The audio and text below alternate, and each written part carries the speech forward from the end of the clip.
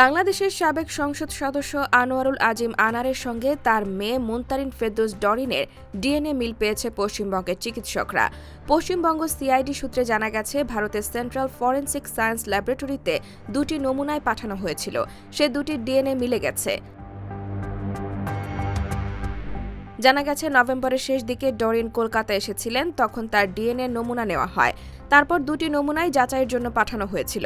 চিকিৎসার জন্য গত 12 মে ভারতে যান বাংলাদেশের ঝিনাইদহ 4 আসনের সাবেক সংসদ সদস্য আনোয়ারুল আজিম আনার। বন্ধু গোপাল বিশ্বাসের উত্তর 24 পরগনার বরানগরের বাড়িতে উঠেছিলেন তিনি। পরের দিন ডাক্তার দেখাতে যাচ্ছেন বলে বের হয়ে আর ফেরেননি। পরে বন্ধুকে হোয়াটসঅ্যাপ করে জানান, বিশেষ কাজে দিল্লি যাচ্ছেন, তোমাদের ফোন করার দরকার নেই। 15 মে ফের বন্ধুকে হোয়াটসঅ্যাপে জানান, আমার সঙ্গে ভিভিআইপিরা আছেন, যোগাযোগ করার দরকার নেই। বাংলাদেশে ব্যক্তিগত সচিবকেও সেটি ফরওয়ার্ড করেন। এরপর থেকে তাকে আর ফোনে পাওয়া যায়নি। 17 মে আনারের মেয়ে বাবার বন্ধুকে ফোন করে উদ্বেগ প্রকাশ করেন। 18 মে গোপাল বিশ্বাস বরানগর থানায় ঝিনাইদহ 4 আসনের সংসদ সদস্যের নিখোঁজ হওয়ার বিষয়টি দায়ের করেন।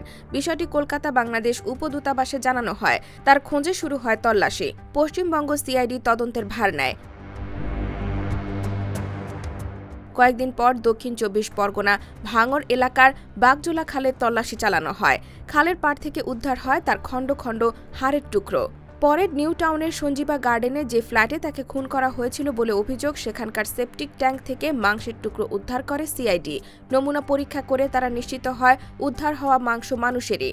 ঘটনা তদন্তে নেমে সিআইডি ইতিমধ্যেই 7 জনকে গ্রেফতার করেছে। যদিও মূল অভিযুক্ত আখতারুজ্জামান শাহীন পলাতক। সেই সময় জানা যায়, আধিপত্য এবং স্বর্ণ চোরাচালানের জেরেই এমন লোমহর্ষক হত্যাকাণ্ড। IBTV USA, new York.